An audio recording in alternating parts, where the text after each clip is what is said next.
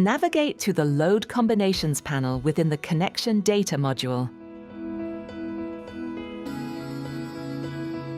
Create load combinations, distinguishing between static and seismic scenarios.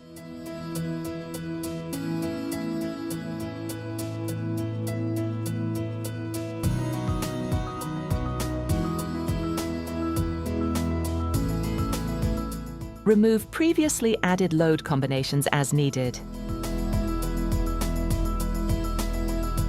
Choose the force element and assign it to the unrestrained profile end.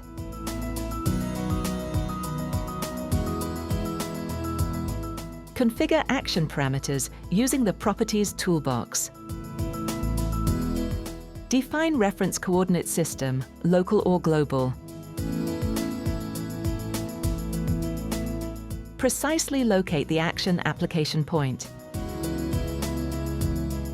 Analyze stress distributions for each combination on the selected reference.